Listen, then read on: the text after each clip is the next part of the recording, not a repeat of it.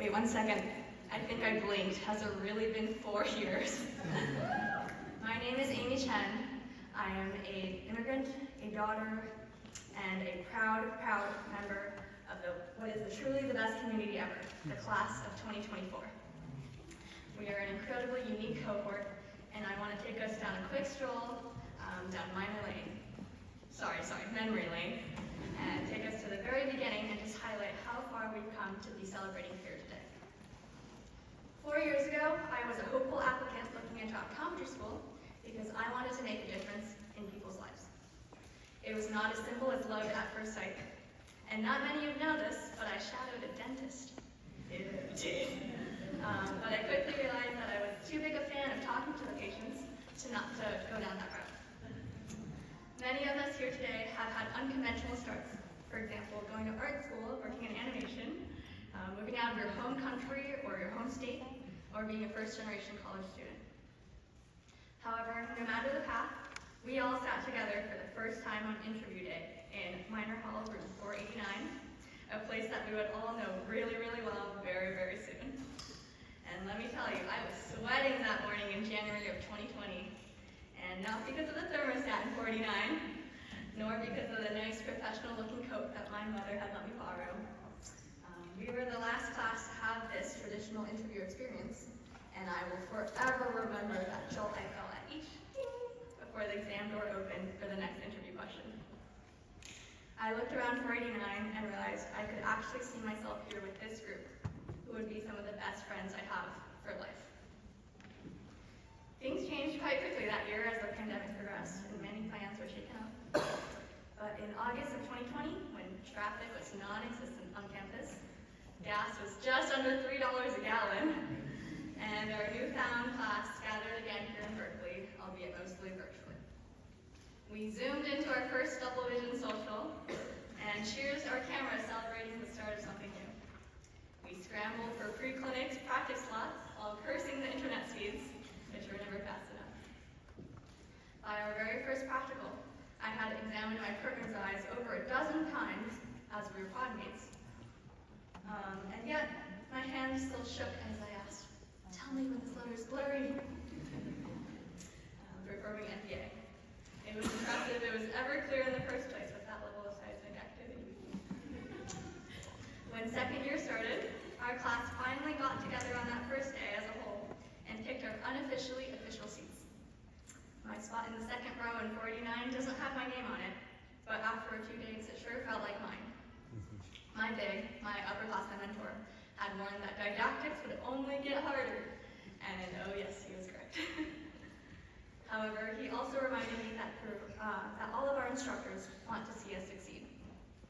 Through frustration, through tears, through thoughts that maybe I'm not cut out for this, we persevered and studied together with guidance from our professors. And we also finally figured out what everyone's entire face looked like. We grew together closer as a class and built up some permanent friendships. And so we made it to our third year summer clinic, where we saw 3 whole patients by ourselves every single day. And each exam took a minimum of 2 hours. A minimum. On my first day, I was certainly not confident, and ended up printing for my patient not only the new glasses prescription that I had found, but also the one from the year prior, just because I wasn't completely sure. In hindsight 2020, this most certainly confused my patient, and I wouldn't do that again. Another time, I had put on my VIO headset, turned it on, shining the light right at my patient's dilated eye, ready to examine the retina, and suddenly realized my 20D was still in its case. Or that one time, I almost did goniostomy without anesthetic. Sorry, Michelle.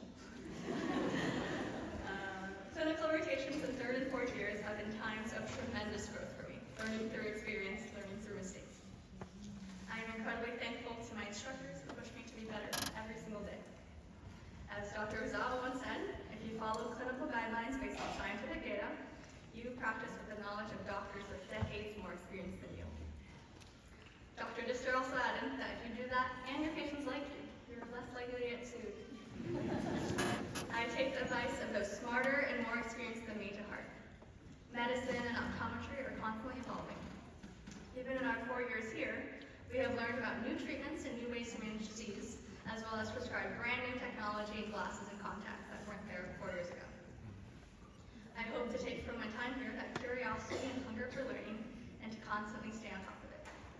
Some of us may even be the ones to establish new guidelines of practice, and I'm especially thinking about our vision science researchers. Thank you to our families, friends, and mentors again for being here today. Even more than that, thank you for your guidance and support you've given these past 4 years. You have been our metaphorical guide dogs and white canes as we navigated the treacherous journey through optometry school. Thanks to you, we're here today celebrating the accumulation of blood, sweat, and tears, although hopefully only a minimal amount of blood. We would not be here today without you. I would also like to take a moment to acknowledge the people close to us who we've lost these past 4 years, including my own grandfather who passed away last summer. They may not be here physically, but are with us still in how we behave as people and will continue to inspire us with their memory. I hope that we as graduates will remember this path that has led us to where we are today, and will use it to continue to learn and become even better doctors. I am an optimist and can also finally say that I am an optometrist. Thank you to Dean Flanagan, and congratulations to you as well for graduating with us in 2024. We are lucky to be your last graduating class. Thank you again to family, to friends, to student administrators for making all of this possible. And finally, congratulations to the graduates of 2024. We did it.